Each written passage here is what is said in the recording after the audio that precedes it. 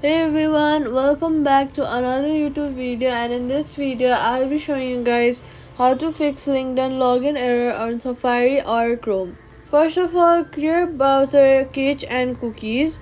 Go to settings, search for Safari, scroll down, look for Safari, again scroll down and click on clear history and web data, and then click clear history.